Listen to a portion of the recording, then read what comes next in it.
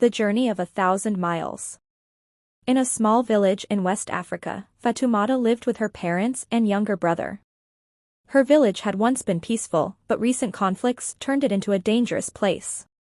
Gunfire echoed through the air, and the threat of violence was ever present. Fatoumata, only 17, decided she had to leave. She wanted to find safety and get an education, something her village could no longer provide. Her decision was painful. Her parents were heartbroken at the thought of losing her, but they knew she had no future there. They gave her their blessing and a small bundle of essentials, some clothes, food, and a cherished book from her late mother. Fatoumata set off, carrying her hopes for a better life. At first, the journey was full of hope. Fatoumata walked long distances, avoiding dangerous areas and checking for checkpoints set up by armed groups.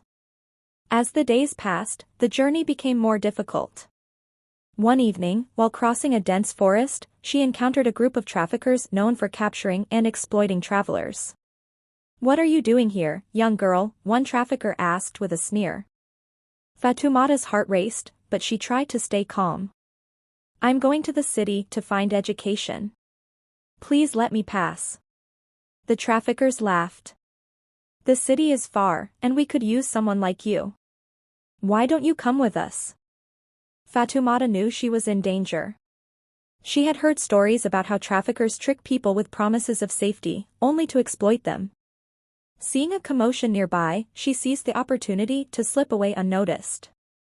Her escape was only a brief respite. Fatoumata continued her journey with even more caution.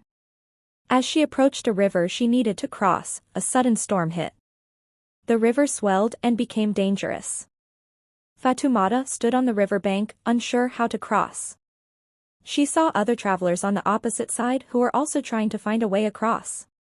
They shouted to her, offering help if she could get to them. Fatoumata spotted some floating logs and decided to use them to cross. It was risky, but she had no other option. She carefully navigated the rough waters and reached the other side, exhausted but relieved. Her trials didn't end there. Next, she faced bandits who roamed the roads, known for robbing travelers. She had to avoid them to continue her journey. One night, while resting in a makeshift shelter, she overheard the bandits discussing their plans. They were heading to a nearby village, so Fatoumata needed to find a different route. Continuing her journey, Fatoumata entered a vast desert. The heat was intense, and resources were scarce. Her food and water ran low quickly. Despite the challenges, she pressed on, driven by the hope of a better future in the city. One day, as she was on the verge of collapsing from exhaustion, she found an oasis. The sight of water and shade gave her hope. She rested and refilled her supplies, grateful for the break. As she prepared to leave, an old desert wanderer approached her. "Why are you traveling alone in this harsh land?" the wanderer asked. "I'm going to the city for education," Fatoumata explained. "My village was destroyed by war, and I need to find safety and a chance to learn." The wanderer nodded sympathetically. "The journey is long and full of danger. But if you are determined, you will find a way. Follow the stars at night, they will guide you." With renewed determination, Fatoumata continued her journey by night, guided by the stars. She faced extreme heat, cold nights, and scarcity, but her resolve grew stronger. After weeks of travel, she finally reached the city. The tall buildings and busy streets filled her with awe and relief. However, her challenges were not over. She needed to find a place to stay and a school to enroll in. She spent her first days searching for shelter. She found a small, run-down boarding house where she could stay in exchange for some help around the house.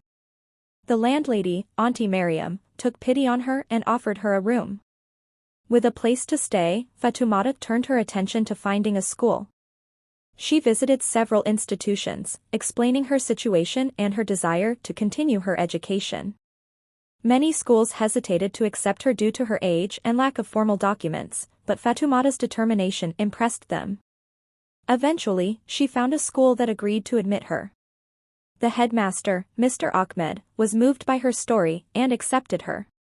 Fatoumata was thrilled and dedicated herself to her studies with enthusiasm. Adapting to city life was challenging. She struggled to fit in and faced prejudice from some classmates. Despite these difficulties, she stayed focused on her goals. Fatoumata's hard work paid off. She excelled in her studies and earned a scholarship to a prestigious university. Her success was a testament to her strength and perseverance. She pursued a degree in medicine, realizing her dream of becoming a doctor. Years later, Fatoumata returned to her village, not as a girl escaping danger, but as a successful woman ready to give back. She built a clinic in her village, providing essential medical care. Her journey had come full circle, and she used her knowledge to help her community. Fatoumata's story inspired many. She proved that with determination and courage, even the toughest obstacles could be overcome. Her journey from a war-torn village to becoming a doctor showed the power of hope and perseverance. Her village transformed over time. With her help, it became a place where dreams could be pursued, and the legacy of her journey inspired future generations. Fatoumata's story was a symbol of hope and the possibility of a better future for all who faced their own challenges.